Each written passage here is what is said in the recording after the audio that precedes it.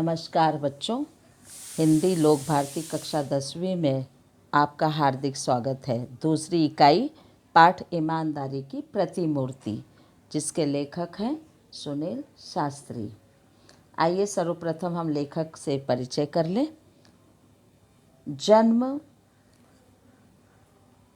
सुनील शास्त्री जी का जन्म 1950।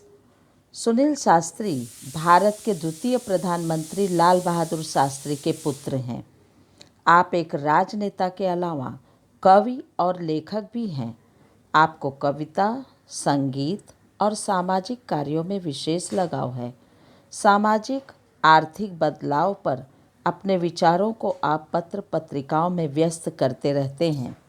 प्रमुख कृतियाँ: लाल बहादुर शास्त्री, मेरे बाबूजी।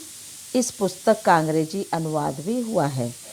गद्य संबंधी प्रस्तुत संस्मरण में लेखक ने स्वर्गीय लाल बहादुर शास्त्री जी की ईमानदारी, सादगी, सरलता, सच्चाई, पर दुख कातरता आदि गुणों को बड़े अच्छे ढंग से उजागर किया है। सुनील शास्त्री, जो कि पंडित स्वर्गीय लाल बहादुर शास्त्री जी के बेटे हैं, इन्होंने अपने पिता के ऊपर अपनी आत्मकथा, एक प्रकार से आत्म अभिव्यक्ति की है। चलिए देखते हैं सुनील शास्त्री जी क्या कहना चाहते हैं और उनके पिता के द्वारा दिए गए मूल्यों का उनके जीवन पर कैसा असर हुआ। पेज नंबर 68 पर आइए। हमने अपने जीवन में बाबूजी के रहते अभाव नहीं देखा। उनके न रहने के बाद जो कुछ मुझ पर बीता वह एक दूसरी तरह का अभाव था।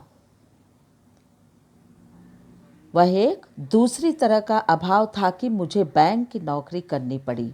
अभाव मतलब कमी।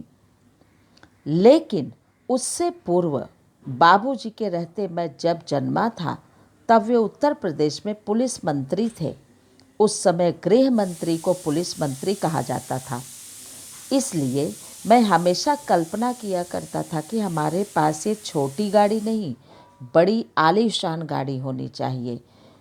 क्यों सुनील शास्त्री जी ये कल्पना करते थे? क्योंकि वो सोचते थे कि मैं पुलिस मंत्री का बेटा हूँ और मेरे पास छोटी मोटी गाड़ी ऐसी वैसी नहीं होनी चाहिए, बल्कि एक आलीशान होनी चाहिए।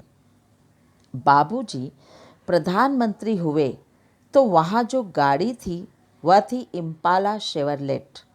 उसे देख देख बड़ा जी करता कि मौका मिले तो उसे चलाऊं। जैसे हर बच्चों का होता है कि अगर उनके माता पिता के पास गाड़ी है तो बच्चों की इच्छा हर समय यह जिज्ञासा बनी रहती है कि जैसे ही चांस मिले, जैसे ही अवसर मिले, वह उस गाड़ी को चलाएं।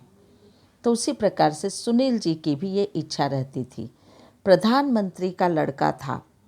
उसके बाद धीरे धीरे पुलिस मंत्री में काम करते करते जब शास्त्री जी प्रधानमंत्री बने तब फिर सुनील जी का सेना गर्व से ऊंचा हो गया और वह यही नहीं, यह सोचने लगा कि मैं प्रधानमंत्री का बेटा हूँ, कोई मामूली बात नहीं है, तो मैं भी इनके गाड़ी से यात्रा कर सकता हूँ।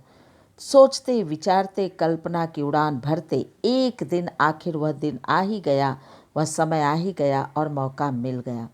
धीरे धीरे हिम्मत भी खुल गई थी ऑर्डर देने की। हमने बाबूजी के निजी सचिव से कहा, सहाय साहब जरा ड्राइवर से कहिए इम्पाला लेकर रेजिडेंस की तरफ आ जाए। 2 मिनट में गाड़ी आकर दरवाजे पर लग गई। अनिल भैया ने कहा, मैं तो इसे चलाऊंगा नहीं, तुम ही चलाओ। मैं आगे बढ़ा, ड्राइवर से चाबी मांगी, बोला तुम बैठो, आराम करो, हम लोग वापस आते हैं अभी।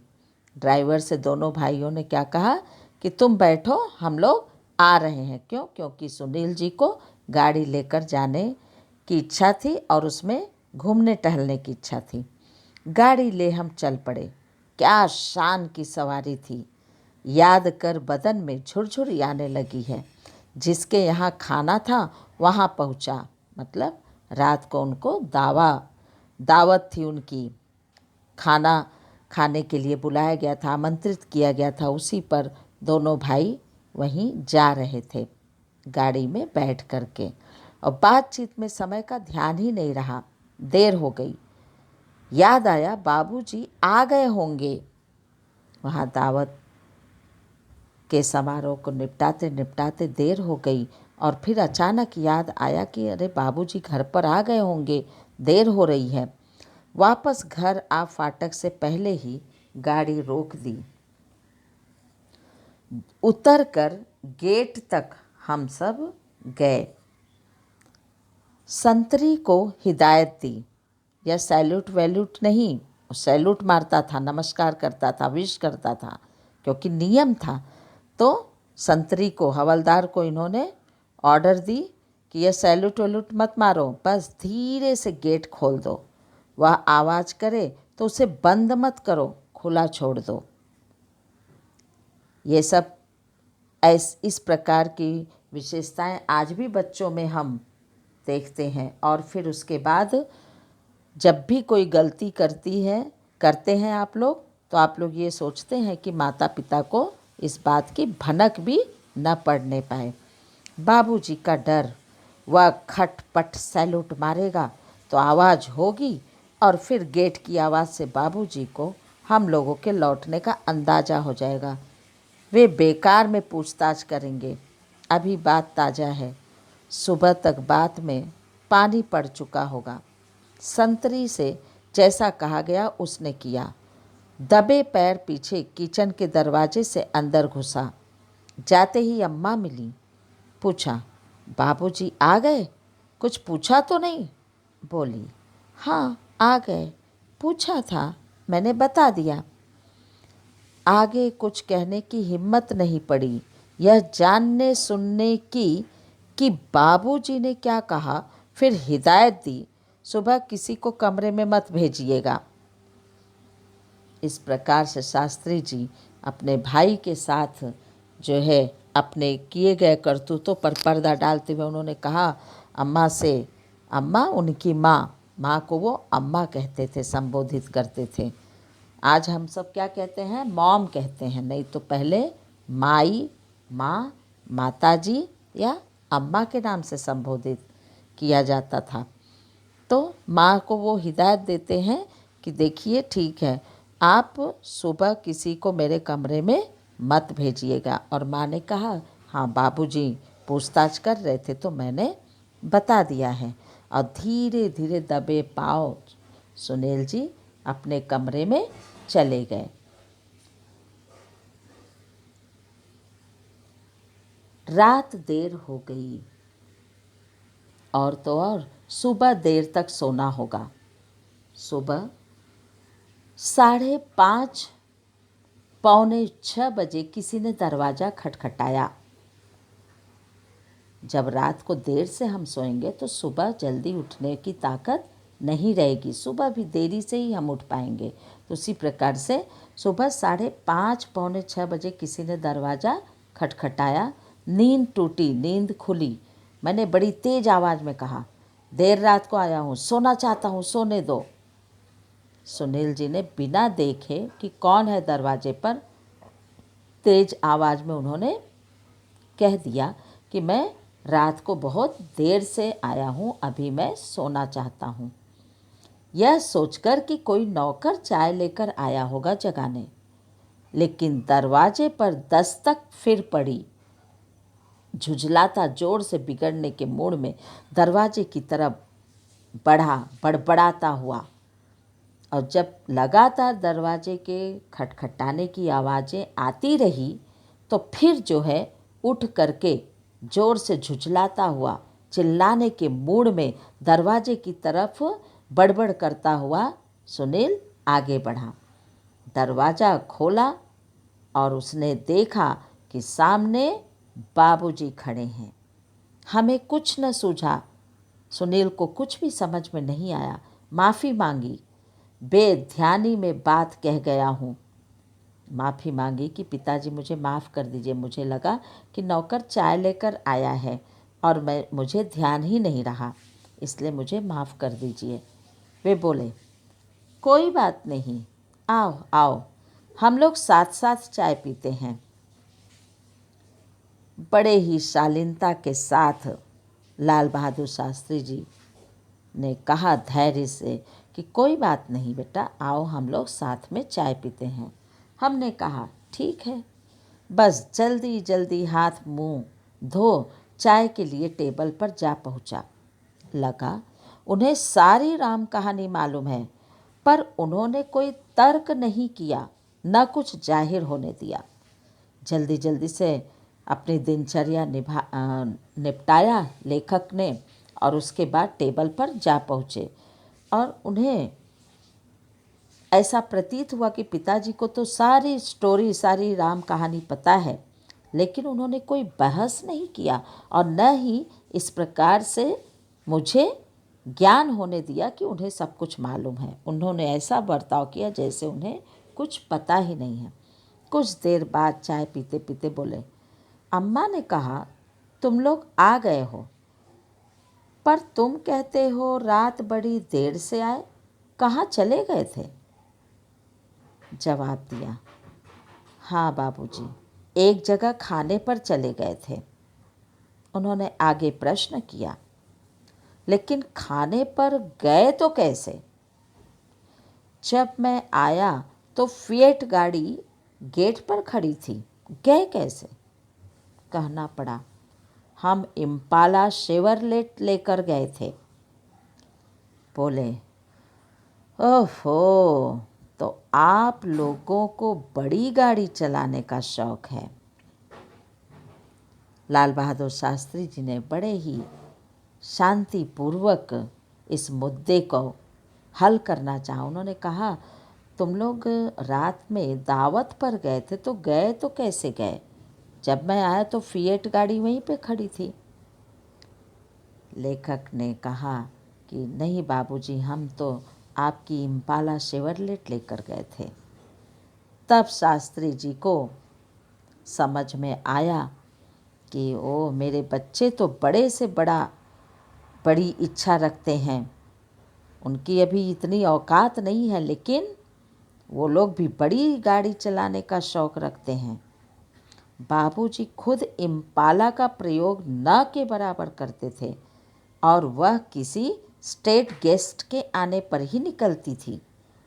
उनकी बात सुन मैंने अनिल भैया की तरफ देख आंख से इशारा किया। मैं समझ गया था कि यह इशारा इजाज़त का है, अब हम उसका आए दिन प्रयोग कर सकेंगे।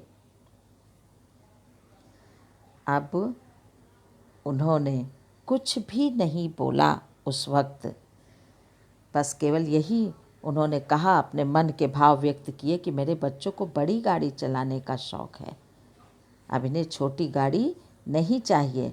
और उसके बाद खुद बाबूजी इम्पाला गाड़ी का कम से कम प्रयोग करते थे, और यह उनका इसके प्रति कोई हाव भाव न देख करके मैंने अनिल भैया को इशारा किया, और मुझे लगा कि अब हम आए दिन इसका प्रयोग कर सकते हैं। चाय खत्म कर उन्होंने कहा, सुनील, जरा ड्राइवर को बुला दीजिए। मैं ड्राइवर को बुला लाया। उससे उन्होंने पूछा, तुम लॉगबुक रखते हो ना? उसने हाँ में उत्तर दिया। उन्होंने आगे कहा कि एंट्री करते हो? कल कितनी गाड़ी हम लोगों ने चलाई? वह बोला, 14 किलोमीटर। उन्होंने हिदायत दी, उसमें लिख दो 14 किलोमीटर निजी उपयोग, पर्सनल यूज़ के लिए हमने यूज़ किया। उन्होंने अपने ड्राइवर से कहा कि तुम लेखा जोखा रखते हो कि नहीं, लॉग बुक में रखते हो ना कितनी किलोमीटर हमने गाड़ी चलाई है? क्योंकि ठीक है, मैं प्रधानमंत्री हूँ, लेकिन इसका लेखा जोखा होना चाहिए कि हम किस ढंग से दी गई गाड़ी, सरकार ने जो हमें सुविधा दी है, उसका हम किस हद तक और किस ढंग से उपयोग करते हैं। तो इसलिए अगर तुमने लिखा है 14 किलोमीटर, तो उसमें 14 किलोमीटर और भी पर्सनल यूज़ के लिए यह भी उसमें लिख दो, एंट्री कर दो। तब भी उनकी बात हमारी समझ में नहीं आई। फिर उन्होंने अम्मा को बुलाने के लिए कहा। जब उन्होंने ऐसा कहा कि वह 14 किलोमीटर जो है वह एंट्री कर दो, तब भी लेखक के पल्ले नहीं पड़ा कि वो क्यों कहना चाहते हैं, और माँ को बुलाने के लिए कहा। अम्मा जी के आने पर बोले, सहाय साहब से कहना 60 पैसे प्रति किलोमीटर के हिसाब से पैसे जमा करवा दें। मतलब 14 किलोमीटर उन्होंने गाड़ी चलाई थी और 60 पैसे, उस समय पैसों की बहुत कीमत थी, तो हर एक किलोमीटर का रेट क्या था, 60 पैसे। तो उस हिसाब से 14 किलोमीटर हमने गाड़ी पर्सनल यूज़ के लिए, व्यक्तिगत उपयोग, निजी उपयोग के लिए हमने उसका प्रयोग किया है, तो वह हिसाब के पैसे जमा करवा दें। इतना जो उनका कहना था कि हम और अनिल भैया वहाँ रुके नहीं। जो रुलाई छूटी तो वह कमरे में भागकर पहुँचने के बाद भी काफ़ी देर तक बंद नहीं हुई। दोनों ही जन देर तक फूट फूट कर रोते रहे। काफ़ी उनको धक्का लगा, दुख पहुँचा कि हमने तो यह सोचा ही नहीं था कि पिताजी जो हम चला कर ला रहे हैं गाड़ी, और जिस ढंग से हमने यूज़ किया, तो उसका वो इस ढंग से उसकी भरपाई उनको करना पड़ेगा। दोनों भाइयों को बहुत ही दुख पहुंचा, बहुत आघात पहुंचा। काफ़ी देर तक वो फूट फूट कर रोते रहे। आपसे यह बात शान के तहत नहीं कर रहा, पर इसलिए कि ये बातें अब हमारे लिए आदर्श बन गई हैं। सक्रिय राजनीति में आने पर सरकारी पद पाने के बाद उसका क्या दुरुपयोग करने की हिम्मत मुझ में हो सकती है? आप ही सोचें। मेरे बच्चे कहते हैं कि पापा, आप हमें साइकिल से भेजते हैं, पानी बरसने पर रिक्शे से स्कूल भेजते हैं, पर कितने ही दूसरे लोगों के लड़के सरकारी गाड़ी से आते हैं। वे छोटे हैं, उन्हें कलेजा चीर कर नहीं बता सकता। समझाने की कोशिश करता हूँ। जानता हूँ मेरा यह समझाना कितना कठिन है, फिर भी समय होने पर कभी कभी अपनी गाड़ी से छोड़ देता हूँ। अपना सरकारी ओहदा छोड़ कर आया हूँ और आपके साथ यह सब फिर जिक्र कर तनिक ताज़ा और नया महसूस करना चाहता हूँ। उसके बाद जो है, सुनील और अनिल शास्त्री जी के जीवन में एक बहुत बड़ा परिवर्तन आया। उन्होंने सोचा कि इस ढंग से अगर हम सरकारी पद पाने के बाद उसका फिर इस प्रकार पिताजी के आचरण का अगर हम आमरण नहीं कर सकते हैं, उसे अपने जीवन में नहीं उतार सकते, तो उसका दुरुपयोग करने की हिम्मत हम में नहीं होनी चाहिए। और इसके बाद आज सुनील सोचते हैं, आज अनिल सोचते हैं, जब उनके पापा, उनके बच्चे कहते हैं कि पापा आप हमें साइकिल से भेजते हैं, जब कभी बरसात तेज होती है तो रिक्शे से भेज देते हैं। और यहाँ पे कितने लोग हैं कि जिनके पापा सरकारी कर्मचारी हैं, वो लेकिन अपने बच्चों को सरकारी गाड़ी से ही लेकर आते हैं। मैं अपने बच्चों को समझाने की कोशिश करता हूँ। जानता हूँ कि मेरा समझाना उन्हें इतना आसान नहीं लगेगा, कठिन है, लेकिन कभी कभी समय होने पर अगर मैं उसी रास्ते से जाता हूँ तो अपनी गाड़ी से छोड़ देता हूँ। और वही सरकारी अपना पद छोड़कर आज मैं आपके समक्ष कुछ कहना चाहता हूँ और कुछ कह करके अपने मन का बोझ को हल्का करना चाहता हूँ, तनिक ताज़ा और नया महसूस करना चाहता हूँ। कोशिश करता हूँ नींव को पुनः सजोना संवारना, कि मेरे मन का महल आज की इस तूफानी झंझावत में खड़ा रह सके। नींव का पुनः सजोना संवरना, मैं उस बेस को फिर से सजाना चाहता हूँ, संवारना चाहता हूँ कि मेरे महल का, मन का जो महल है, जो भवन है विशाल, इस ढंग से जो महल मैंने बनाया है, आज के इस तूफानी झंझावत आंधी में खड़ा रह सके। याद आते हैं बचपन के वे हसीन दिन, वे पल जो मैंने बाबूजी के साथ बिताए। आज अगर मैं सोचूं भी तो वो बचपन के दिन वापस नहीं आ सकते जो कि मैंने अपने परिवार वालों के साथ बिताए थे, अपने बाबूजी के साथ बिताए थे। वे पल जो मैंने बाबूजी के साथ बिताए, वे अपना व्यक्तिगत काम मुझे सौंप देते थे और मैं कैसा गर्व अनुभव करता था। एक होड़ सी थी, एक प्रतियोगिता सी लगी रहती थी हम भाइयों में कि अगर बाबूजी ने अनिल भाई को एक काम दिया है, मुझे दूसरा दिया है, तो मैं कोशिश में रहता था कि मेरा काम सर्वप्रथम हो जाए। किसे कितना काम दिया जाता था और कौन उसे कितनी सफाई से करता था, कितनी स्वच्छता के साथ, कितनी सुगमता के साथ, कितनी सुंदरता के साथ हम उस कार्य को हम तूल दे करके उस कार्य को परिणाम तक पहुंचाते थे, नतीजा देते थे। और यह होड़ जो है आज हम अपने बच्चों में नहीं देखते हैं। हमें तो यह अगर काम मिलते ही हमारे अंदर तुरंत ये भावना पनपती थी कि हम इस काम को कितनी सौंदर्यता से करें कि पिताजी हमारी प्रशंसा करें। एक दिन बोले, सुनील, मेरी अलमारी काफ़ी बेतरतीब हो रही है, अस्त व्यस्त। बेतरतीब का अर्थ अस्त व्यस्त। तुम उसे ठीक कर दो और कमरा भी ठीक कर देना। मैंने स्कूल से लौटकर वह सब कर डाला। दूसरे दिन मैं स्कूल जाने के लिए तैयार हो रहा था कि बाबूजी ने मुझे बुलाया, पूछा, तुमने सब कुछ बहुत ठीक कर दिया, मैं बहुत खुश हूँ, पर वे मेरे कुर्ते कहाँ हैं? पिताजी ने काम दिया सुनील को। उनकी अलमारी थोड़ा अस्त व्यस्त हो गई थी, कपड़े इधर उधर बिखर गए थे। उन्होंने कहा कि मेरा कमरा ठीक कर देना और साथ ही मेरी अलमारी भी ठीक कर देना। मैं स्कूल से वापस आकर के उसका सारे कार्य को कर दिया। पिताजी भी बहुत खुश थे, उन्होंने मेरी प्रशंसा की।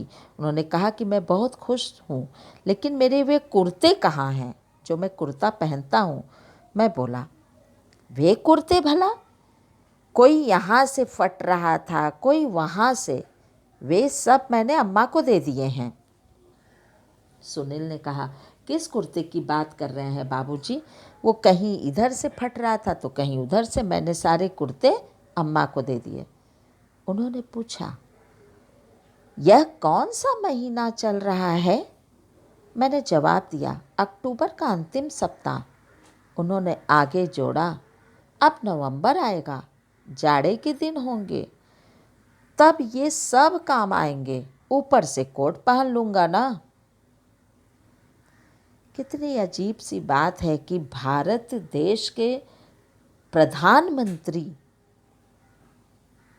के पद पर रहने वाला इंसान यह कह रहा है कि उस कुर्ते को, अब नवंबर आएगा, सर्दियां शुरू हो जाएंगी और तेज़ सर्दियां पड़ेंगी, तो ये सारे कुर्ते मैं पहन सकता हूँ, ये सब काम आएंगे और ऊपर से कोट पहन लूँगा, किसी को दिखाई नहीं देगा। मैं देखता रह गया, क्या कह रहे हैं बाबूजी? वे कहते जा रहे थे, ये सब खादी के कपड़े हैं, बड़ी मेहनत से बनाए हैं बीनने वालों ने, इसका एक एक सूत काम आना चाहिए। मैं उनको एकटक देखता ही देखता रह गया कि ये क्या कह रहे हैं बाबूजी, लेकिन उन्होंने अपना कहना नहीं बंद किया। उन्होंने कहा, ये सब खादी के कपड़े हैं और एक एक सूत बीना गया है, एक एक सूत इसमें लगा करके जोड़ा गया है और एक एक सूत जो है यह काम आना चाहिए, उपयोग होना चाहिए। यही नहीं, मुझे याद है मैंने बाबूजी के कपड़ों की तरफ ध्यान देना शुरू किया था। क्या पहनते हैं, किस किफ़ायत से रहते हैं, कितनी व्यवस्थित ढंग से वो रहते थे। मैंने देखा था कि एक बार अम्मा को फटा हुआ कुर्ता देते हुए कहा था उन्होंने, इनके रुमाल बना दो। और तो और सुनील जी को और भी बहुत सारे ऐसे पिताजी के बारे में स्मरण है। उन्होंने कहा कि एक बार मैंने देखा था कि वो क्या पहनते हैं, और जब मैंने उनकी इन सारी बातों को सुना तब से मैं उनके कपड़ों के ऊपर ध्यान देने लगा। तो जो वो कपड़े पहनते थे जब वो फट जाते थे तो उसे भी वो बड़े ही तरीने से रखते थे। और यही नहीं, जब फटा हुआ कुर्ता वो माँ को देकर के कहते थे कि इनसे रुमाल बना दो। बाबूजी का एक तरीका था जो अपने आप आकर्षित करता था। वे अगर सीधे से कहते, सुनील तुम्हें खादी से प्यार करना चाहिए, तो शायद वह बात कभी भी मेरे मन में घर नहीं करती, पर बात कहने के साथ साथ उनके अपने व्यक्तित्व का आकर्षण था जो अपने में सामने वाले को बांध लेता था। वह स्वतः उन पर अपना सब कुछ निछावर करने पर उतारू हो जाता था। सही बात है, उनका एक तरीका था कि कभी भी वो किसी को भी अपनी बातों से अपने तरफ आकर्षित कर लेते थे। वो अगर सीधे सीधे कहते कि तुम्हें खादी से प्यार करना चाहिए, तो शायद यह बात उसे अच्छी नहीं लगती बच्चों को। आज हम बच्चे जल्दी यह तैयार नहीं होते कि माता पिता की बात पर हम अमल करें, लेकिन उनके व्यक्तित्व का एक आकर्षण था जो अपने आप सामने वाले को खींच लेता था और सब कुछ स्वतः उन पर निछावर करने को उतारू हो जाता था।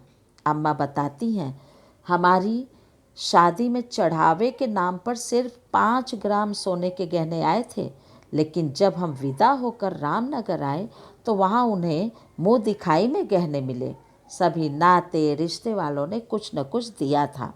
जिस प्रकार से नई दुल्हन आती है घर पर और मुँह दिखाई की रस्म होती है, तो वैसे ही यहाँ पर माँ को भी मुँह दिखाई की रस्म में बहुत सारे जेवरात मिले थे। जिन दिनों हम लोग बहादुरगंज के मकान में आए, उन्हीं दिनों तुम्हारे बाबूजी के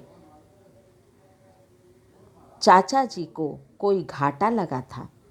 किसी तरह से बाकी का रुपया देने की जिम्मेदारी हम पर आ पड़ी। बात क्या थी, उसकी ठीक से जानकारी लेने की ज़रूरत हमने नहीं सोची और न ही इसके बारे में कभी कुछ पूछताछ की। अम्मा ने बताया कि जब हम बहादुरगंज आए तो उसी समय तुम्हारे पिताजी के चाचा जी को व्यापार में कुछ घाटा हो गया था और बाकी का रुपया देने की जो जिम्मेदारी थी वह हमारे ऊपर आ गई।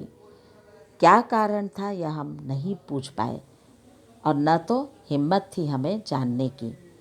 तो इस प्रकार से वह जेवरात भी उसी काम में इस्तेमाल हो गए। एक दिन तुम्हारे बाबूजी ने दुनिया की मुसीबतों और मनुष्य की मजबूरियों को समझाते हुए जब हमसे गहनों की मांग की, तो क्षण भर के लिए हमें कुछ वैसा लगा और गहना देने में तनिक हिचकिचाहट महसूस हुई, पर यह सोचा कि उनकी प्रसन्नता में हमारी खुशी है। हमने गहने दे दिए। केवल टीका, नथुनी, बिछिया रख लिए थे। वे हमारे सुहाग वाले गहने थे। उस दिन तो उन्होंने कुछ नहीं कहा, पर दूसरे दिन वे अपनी पीड़ा न रोक सके। कहने लगे, तुम जब मिर्ज़ापुर जाओगी और लोग गहनों के संबंध में पूछेंगे तो क्या कहोगी? हम मुस्काईं और कहा, उसके लिए आप चिंता न करें, हमने बहाना सोच लिया है। हम कह देंगे कि गांधी जी के कहने के अनुसार हमने गहने पहनने छोड़ दिए हैं।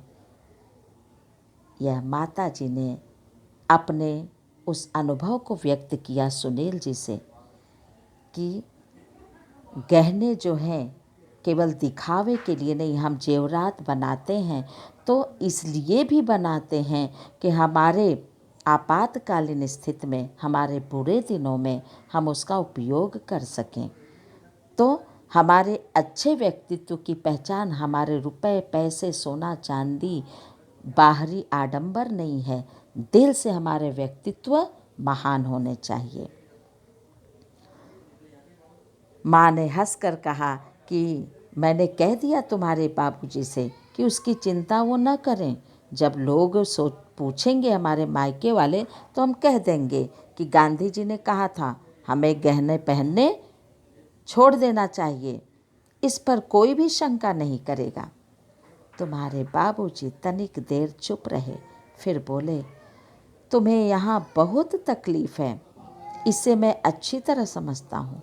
तुम्हारा विवाह बहुत अच्छे सुखी परिवार में हो सकता था, लेकिन अब जैसा है वैसा है। तुम्हें आराम देना तो दूर रहा, तुम्हारे बदन के भी सारे गहने उतरवा लिए। सुनील से उनकी माँ ने कहा, बेटा, जब गहने देने के बाद तुम्हारे बाबूजी को भी अफसोस था, इस बात का दुख था। उन्होंने कहा, मुझे मालूम है तुमको मेरे यहाँ आने से बहुत तकलीफ़ है। तुम और अच्छे परिवार में जा सकती थी और अच्छी जगह तुम्हारा विवाह हो सकता था। तुम और अच्छी सुखी पूर्वक जीवन जी सकती थी, लेकिन अब जैसा है वैसा है। तुम्हें आराम तो दे नहीं सका, जो था तुम्हारे पास वह सब भी हमने ले लिया। इस पर माँ ने बहुत ही भावुकता के साथ वो भावुक हो गई और कहीं उस पर हमने कहा, बेटा, पर जो असल गहना है वह तो है ना, हमें बस वही चाहिए और मेरा असल गहना आप हैं।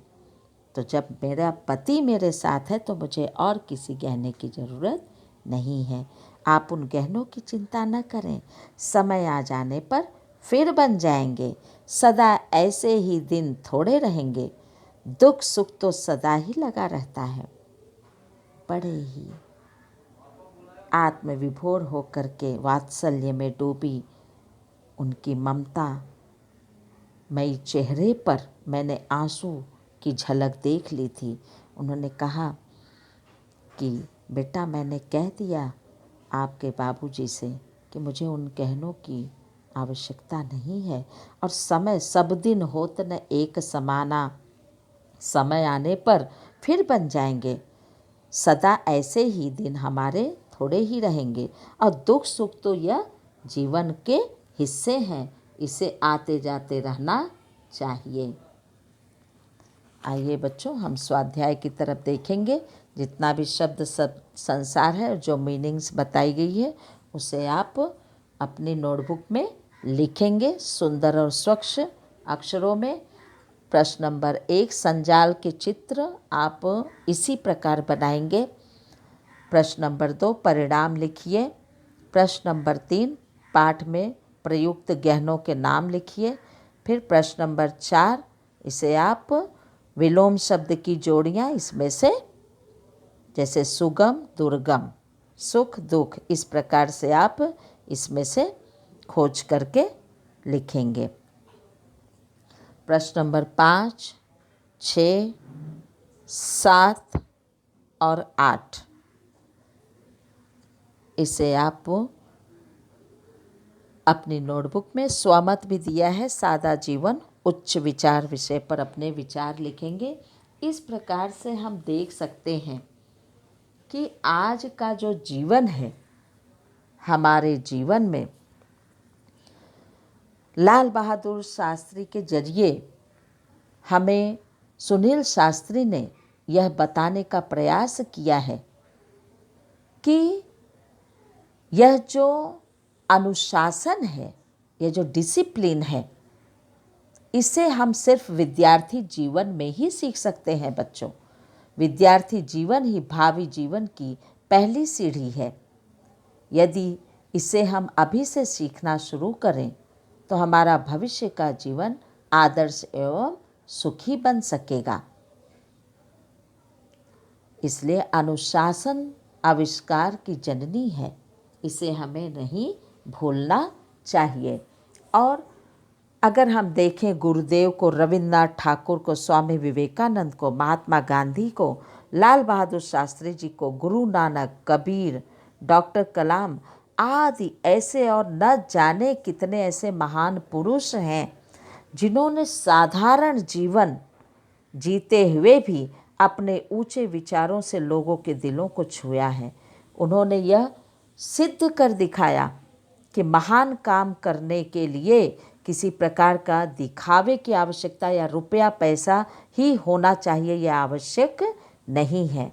केवल विचारों की उच्चता और व्यवहार की सादगी ही हमारी परंपराओं और मानवीय मूल्यों की रक्षा कर सकती है। इसलिए आवश्यक है कि हम सभी सादा जीवन, उच्च विचार के मंत्र को अपनाएं। इस प्रकार से आप स्वमत लिखेंगे।